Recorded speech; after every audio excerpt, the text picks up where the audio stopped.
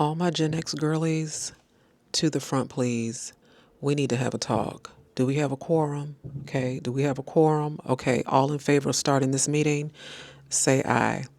So here's the thing. I think that we might be entitled to compensation because if you are a 70s or 80s baby and your health curriculum in school basically consisted of learning about monthly cycles, learning about STDs, STIs, pregnancy prevention, and then one day menopause. Yeah, we have been snookered. We have been had. There's a whole lot of information that was left out of that curriculum. And so many of us are at this place of perimenopause, which I didn't even know was a thing. Did not even know that was a thing until I was in my 40s. Now, many of us are experiencing these changes in our bodies and these age related changes. And there are so many things that I wish I knew as a woman about the aging process before we got thrown into this trial by fire. And I think that it's time for us to have a long overdue conversation about some of those things. Keep watching. Hi, I'm Dr. Shantae, and welcome back to my YouTube channel. So I was recently having a conversation with a group of friends, and we all were lamenting about the fact that there were so many things that school, moms, women in our family just did not prepare us for with respect to the aging process. And one of the things that I was just completely not prepared for was the shift in metabolism. When I tell you, I learned the hard way that the things that you used to do in your 20s and 30s, things that you could do that had very minimal impact to your waistline, suddenly began to shift the closer you got to 40. That suddenly the things that you used to do in the gym in your 30s to lose that last 10 pounds or to get off some stubborn weight, or you're like, hey, maybe I ate too much during the holidays, and, so I'm going to go to the gym. And within, 60 to 90 days, I'll be right back to tip-top shape. When you try to do those same exercises in your 40s, results may vary, okay? It doesn't have the same impact. And so you're sitting up here wondering why it is that you're doing the same exercises, why the Taibo videos that you used to watch and the exercise videos that you used to watch are not having the same impact on your waistline. And nobody ever told me the ways that your metabolism changes the older that you get, how your body does not metabolize food in the same way that it does in your younger years. And so now your body is changing in ways that it never has before, and you call yourself doing all the things and eating the right foods or cutting back on the sugars, and it doesn't seem to be having any impact. And the absolute crazy making that can create in your mind because you think you're doing it wrong and you feel trapped in your own body and you feel punished. You feel like if you so much as look at a bag of cookies, if you so much look at a slice of bread, that is going to cost you 3 pounds on the scale. And so I wish we had had more conversations about the science of things like metabolism and how the body metabolizes food differently in your 40s, 50s, and 60s than it did in your 10s, 20s, and 30s. And what I appreciate nowadays is how many conversations we're having about the science of weight and the metabolism, not these fads and diets and things like that. I really do appreciate how a lot of women's health organizations are kind of coming to the forefront and saying, this is what metabolism looks like for women in their 40s, 50s, and 60s. Here are the hormonal shifts that are happening. Here's what's happening with your metabolism. Here's why all of a sudden you are carrying weight in places of your body that you never carried weight before. One of my favorite people who are doing this is Alloy Women's Health, who is sponsoring this video, by the way. Thank you, Alloy. More about them later. And how they are stepping up without blame and shame, how it's not just move more, eat less, count calories, this amount of protein macros and that amount of fat macros and what have you, that there are actually things that are happening internally okay, inside your actual body, inside the chemistry and the chemical makeup of your body, that changes in diet are not going to be able to impact in the same way. And so the first thing that I wish I knew about aging as a woman is how your metabolism changes and what that does to your body and subsequently to your mindset. Because I don't think we talk enough about how you can feel very much like a stranger in your own body. The second thing that I think was left out of our health curriculum as youngsters, even in college, is the conversation about hormones. I think they undersold the impact of hormones. I think that they kind of packaged hormones like, oh, well, when you get to adolescence and when you get to puberty, your hormones are kind of firing all over the place. Ha, ha, ha, ha, ha.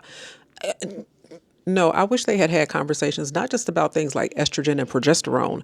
I wish that we had been having conversations about things like cortisol. I wish that we had been having conversations about things like when you get to a certain age and your estrogen levels start to fall off a cliff, how that reads as stress in the body. All of a sudden, it is creating this stress response that shows up in so many different ways. And so it can show up as a heavier body. It can show up as an expanded waistline. It can show up as inability to sleep at night. It can show up in so many ways. And you're sitting here wondering, what is going on? What is happening? Why am I going to sleep at my normal bedtime of 10, 11 o'clock at night? And then at 2, 3 o'clock in the morning, and why is it such a struggle to go back to sleep? Like, we didn't have those conversations. We were not having any sort of awareness that this could even happen to you. And because these aren't, polite dinner conversations, a lot of people were not saying it out loud. I have heard more about perimenopause. So shout out to our generation who is bringing a lot of these conversations to the forefront and comparing notes like, okay, is this just me? Like, is this happening to you? Because what is going on? And it's not just one or two of us, it's millions of us. It is millions of us. I wish that we had been better prepared to recognize these changes, to be able to have some sort of attribution as to what they are, because what tends to happen is a lot of self-blame. What tends to happen is I must be working too hard. I must be eating too much. I probably need to cut back on going out to eat. I probably need to do this. Like, we start to internalize and we think it's strictly behavioral when it's not strictly behavioral. A lot of it is hormonal, and that's not to say that there aren't things that we can and should be doing with our diet and with exercise and with strength training and all of that in order to be in the best shape that we can be. But that hormonal conversation was completely glossed over. And I wish that I had been better equipped to understand what these changes were, what they could potentially look like, what to be on the lookout for, so that I could have some sense of early intervention, so that I knew when to go to the doctor, rather than just, hey, your cycle's going to come and then your cycle's going to end. And when it starts to end, that's when you go to the doctor. What? Like, there's so much more to women's health than cycles and childbirth and OBGYN visits. Like, there's so much more to it. And I wish that we had had more conversations about that hormonal piece, not just the estrogen and progesterone pieces, but also the way that stress hormones show up in the body. Can I get a witness? So speaking of perimenopause, number 3, let's talk about Perry. Because when I was growing up, the only Perry I knew, it was Perry Mason. How many of you all grew up with your grandmothers watching Perry Mason, Miss Fletcher from Murder, She Wrote, and Matlock? That was about the extent of what we knew about Perry. Okay, it was in the form of courtroom dramas. But perimenopause, I did not even know that that was a thing. Okay, I did not know that there was a long ramp on the road to menopause. And then all they ever told us about menopause was that it's the end of your cycle. They said nothing of the symptoms. They said nothing of all of the myriad things that can be happening to you when you are on the ramp to that process. They didn't talk about the brain fog. They didn't talk about how you literally get up like, oh, okay, I'm about to go to the kitchen and grab a glass of water. And then you get up and you're like, why am I up?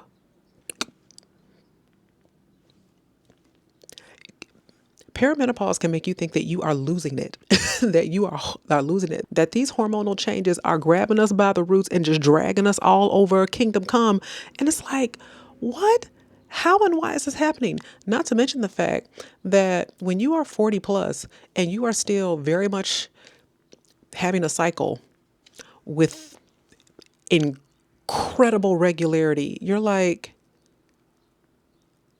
so when do I get to opt out? Like, when does this part get to be over? Not only am I dealing with this part, which I've been dealing with for decades, most of us, but now I'm dealing with night sweats, weight gain, brain fog, mood swings, malaise. I just don't have any energy. I don't have any get up and go and all the things. And this is what is wonderful about Alloy.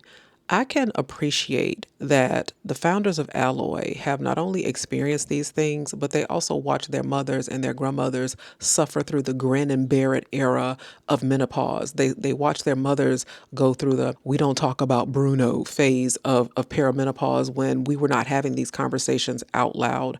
And I'm glad that they are bringing these conversations not only to the forefront, they are offering solutions for skincare, the collagen losses that happen in our skin. They offer solutions for gut health because sometimes it's not just what you're eating, it's about the ecosystem that's happening actually inside your stomach that is disrupting your day-to-day life and making you feel uncomfortable and making you feel bloated and making you feel like a stranger or a prisoner trapped in your own body. I also appreciate that they are current with the science. I think that so often women get a raw deal when you are working with practitioners who are giving you dated advice where they haven't checked the journals, where they haven't looked at the science, where they haven't looked at the most recent data.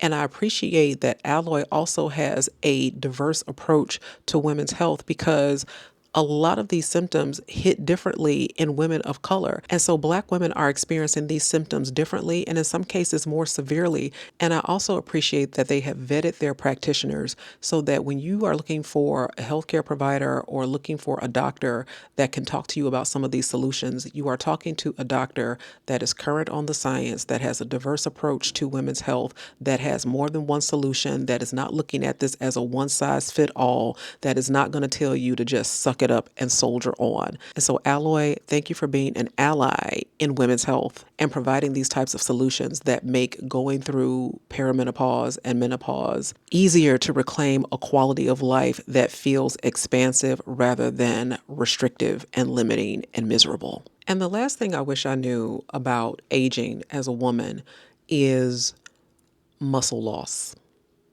Yeah. So I grew up in the Jane Fonda era. I grew up in the Richard Simmons era. I know I'm dating myself, but that those were the figures of fitness when I was growing up and it Tybo, right? So it was all about cardio. It was all about getting your heart rate up. And I still think that cardio exercise is wonderful. It is useful, but what it didn't address is muscle. There was no talk of strength training. There was no talk of heavy lifting or body weight exercise or calisthenics. Like that just wasn't a part of the conversation. And so a lot of us, when our body started to change, we ran to the elliptical and we ran to the treadmill or we ran outside. And while it may have done our heart well and it may have had some impact on the body, a lot of us still were like, okay, why is my body not kind of shaping up? Why am I not firming up? And so it was only, I started to learn about weight training and resistance training during the pandemic. So when we had that global pause and now all of a sudden we had time to learn about ourselves and to explore hobbies and interests because we were sheltering in place. And I mean, what else are we going to do? That's when I started to learn that as you age, you also lose muscle. And so I wasn't doing push-ups. I wasn't doing planks. I wasn't doing weightlifting exercises. I wasn't doing any of that. And these are the types of conversations that are important for us to have as we're aging, and we just weren't. And so, Gen X, please know, sisters in solidarity, I am with you. I have been there.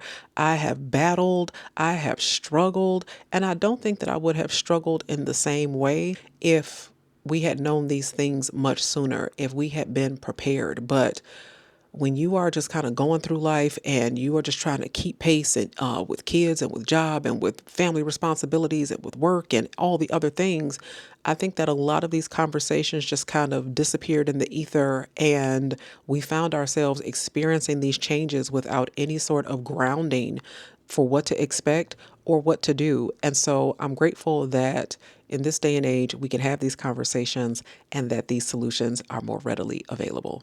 So I would love to hear from you as I continue to work with and partner with Alloy. What are the conversations you'd like to have about the changes that are happening in your body? What is it that you wish you knew about aging? What are the questions that you have about menopause and perimenopause? What are you experiencing? And I would love to bring those conversations and those questions back to Alloy and continue to show up in this space with answers for you, with practitioners to talk to, and connections that you can make so that you can start to navigate this process with a sense of agency rather than a sense of dread and fear, because the goal is for us to be the best and highest and healthiest version of ourselves, and we don't have to do this alone. So thank you guys for watching, and I will see you next time.